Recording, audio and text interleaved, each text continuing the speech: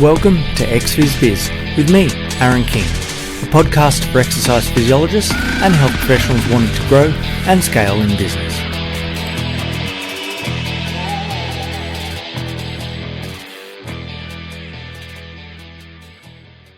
So here we are back into XPhys Biz for another episode in 2025. Now, over the last couple of years, at the end of each year or the start of the next year, I've discussed what I think the trends in business of EP are going to be.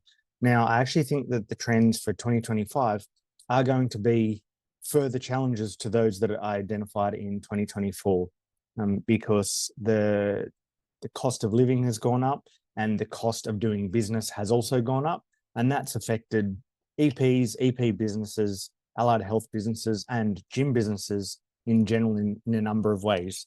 So I do believe I was on the money for 2024 that I mentioned that third party should be what's going to pick up, purely because the private is going to go down based on the cost of living and based on the cost of doing business that has gone up.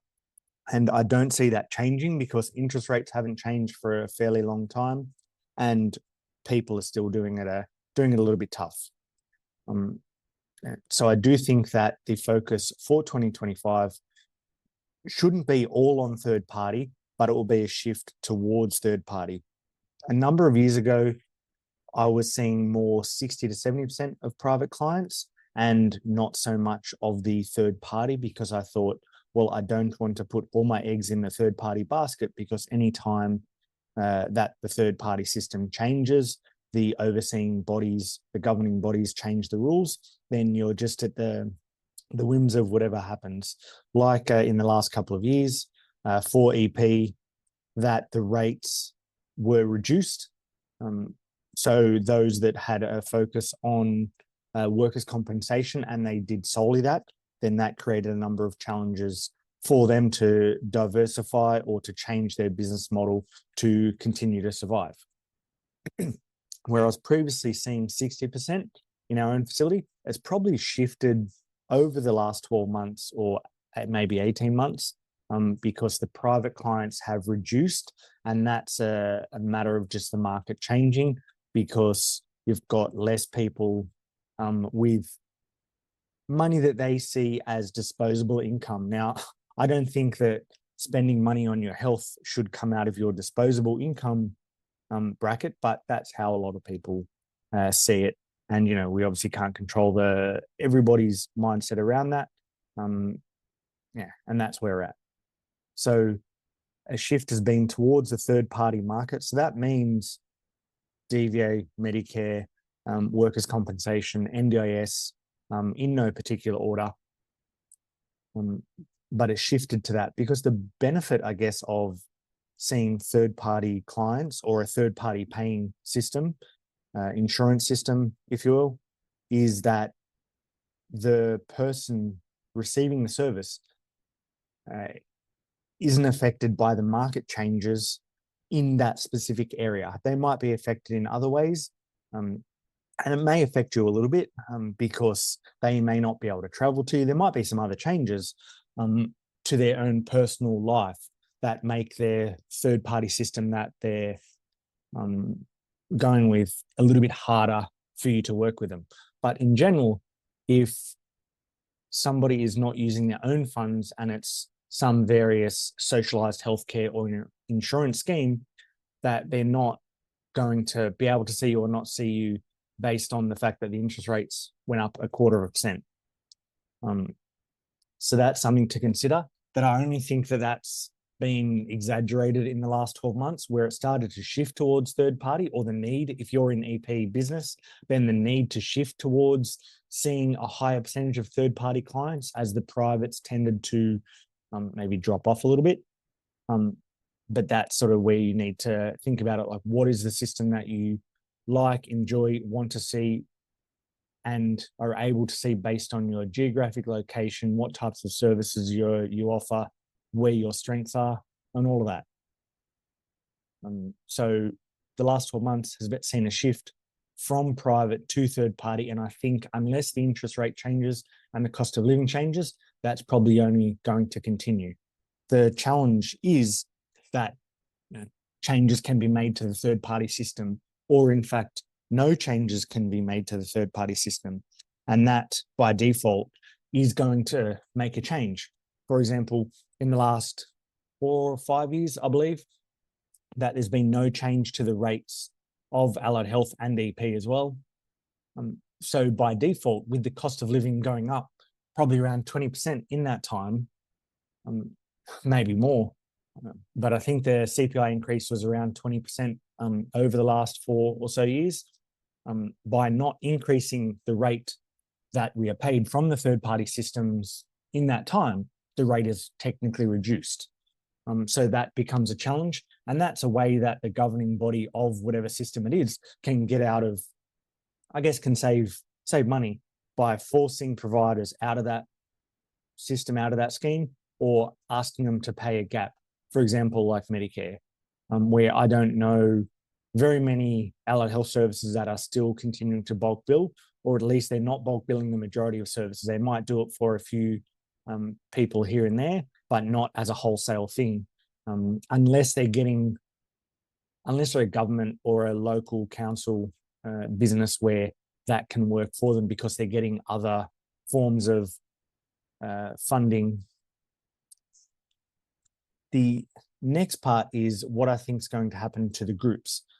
It's already happened and it's still continuing to happen. Getting a little bit tongue-tied at this time of the morning. But there are a number of group programs out there, both run by PTs and EPs and other allied health professionals. But I think that over a period of time became saturated, and then now the market is tailing off a little bit. I think overall it was a real benefit to adding these sort of functional fitness group programs, and then they popped up out of everywhere based on one brand doing really well, and then there was a bunch of copycats, and there was a bunch of services that are similar. It was a good addition because it gave the community or the public an insight that there is more to the market than the 24-hour, 7 days a week, all access, no service model. There are a few gyms that are still service-based gyms, but many of the larger players are 24/7, all access, no service type models. And that works for a number of people, but it doesn't work for a number of others.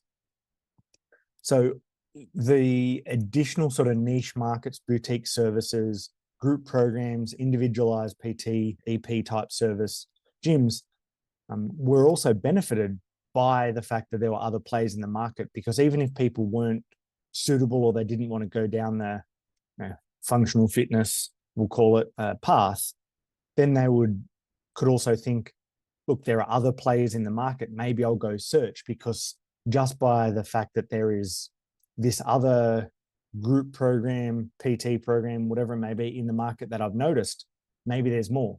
So by default, it benefited all the other boutique type services, just like me, just like us, by giving people the idea that there is more in the market. So it gave people more accessibility and more thoughts. Moving on to telehealth and online, look, that's going to continue. There are people that are accessing telehealth, but I think that the online portion, if you're wanting to become an online EP, online allied health professional, that market is sort of saturated. So you'd need to have a niche that works for you, and don't expect massive growth within a split second. It might take a little bit more time. I do find that the online version is potentially harder. When you're seeing people face to face, there's more of a connection. When you're seeing them online, it makes a connection harder, so you probably have to do more for them. If you're looking on social media and people are trying to sell their online offerings to you as a coach, as an EP, as an allied health professional, they'll just push it and say, look, it's just set and forget. It's real easy. But I think to do it well, it becomes a challenge. Not saying that it can't be done, absolutely. And we have a hybrid model where we see people online and offline, and it's one of our diverse services that we offer, but it's not the only service. where we need to focus on is creating a community culture and networking. Previously, there was a lot of advertisements on Facebook, Instagram, or whatever social media, gosh, even Google. But I do think that there's some benefit in face-to-face networking.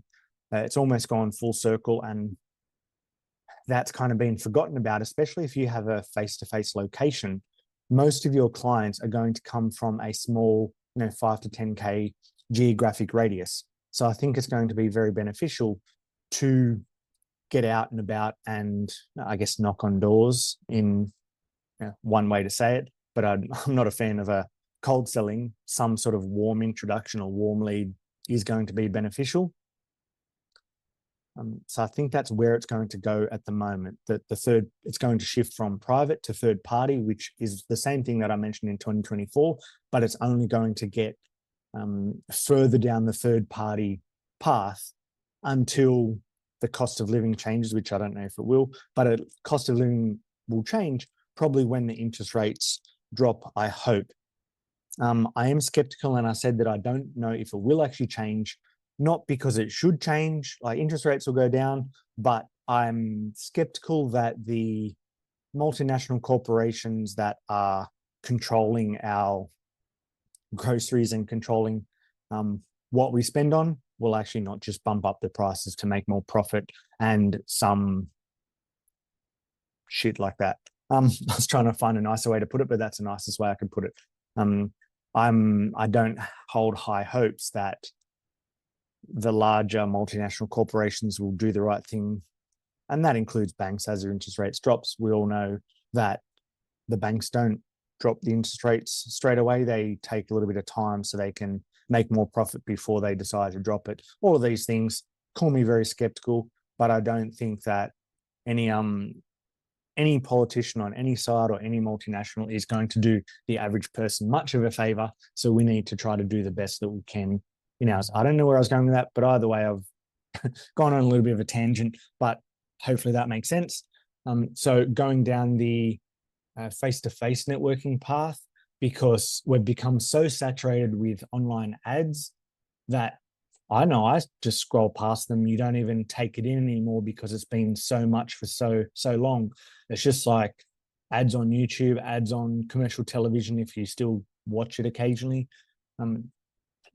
We don't take it in as much, I don't think, compared to what we used to, because it's just so much of it in every way, both online, offline, in every part of our life. There's just an ad on our phone. My phone's probably listening to me right now anyway. Because we want to focus on what we can do and having the geographic areas. I think they're the main points that we want to look at. So third-party model, consider whether you're seeing private clients or third-party clients based on the geographic area that you're in and the demographic, and whether people are in a socioeconomic area that they can afford private or how much they can afford for private. Maybe you need to shift to marketing towards third-party products, but that can come with its own pros and cons, as I mentioned. The 24-hour fitness is still there. It's always going to be there. It's going to be a major player. That's sort of not been a fad. That's been here for a long time. But the smaller personalized services, you can still do it, and I still think it's an option, but it has become a bit more challenging because it's been saturated. And then you'll notice in the news, there are allied health businesses, gym businesses that are going out of business, and I think it's increased at the moment, but that's small business in general. I think it's harder for small business with the market changes. Groups are still an option, but it's probably not what it was a few years ago. Telehealth online, again, it's more acceptable. It's great. Again, it's probably oversaturated, so it's maybe an option. But as every entrepreneur does, you don't need to focus on everything all at once, but we can't help it sometimes. So you need to think, well, what's the most important for me right now? Potentially that's community, culture, networking, being a local celebrity of sorts, not necessarily a celebrity in the traditional sense, but being known in the local community for the services that you offer if you do have a geographic location. So that includes going out and about, meeting who's who, networking, making sure that you are you're embedding yourself in your local community as somebody that is a go-to person. Because we should start more locally, geographically, before we expand out beyond that. Because at the end of the day, only like 8 to 10% of businesses in EP are earning 150K plus. And that's not much when you're running a business. It sounds like great, that's great take-home pay. But when you have some overheads, maybe then you want to get on another team member. A team member becomes profitable or sort of break even around that 2 to 2.5 times their salary. Opportunity increases because when you can outsource some of your work to other clients, or to not other clients, to your other staff, then it gives you an opportunity to spend more time on the business rather than in. And as long as you do spend that time on the business and not in, and not get distracted by the shiny thing and just fiddling around with trying to make things perfect when it needs to be out, getting it out and started and then adjusting along the way is always going to be the best way, because the businesses that do well aren't always the best businesses. They're not the best at the start. They get better along the way. That's even, Apple, Microsoft, Google. You look at the large players, although we're a small business, you look at it. You look at the first iteration of an iPhone, it was a bit shit. But then now it's getting better. There's still some challenges, but obviously it builds a reputation over time, and people want that service, just like your own services. You build a reputation over time, then you can grow it, because the cost of doing business has risen in the last 12 months. And we need to find a way to support our clients, support our local community, and grow ourselves. If we want, add team members. So we need to think about building in those costs to that, and what services we can offer into 2025 that will allow us to grow our business. So I think that's where it's going for 2025. Hopefully that's helped. If you have any questions, feel free to reach out on socials at Aaron King EP, AARONKING EP. Reach out there, or at XFizBiz. You've just listened to another episode of XFizBiz. If you've got some value out of the content, make sure that you like, share, follow, or subscribe. Until next time.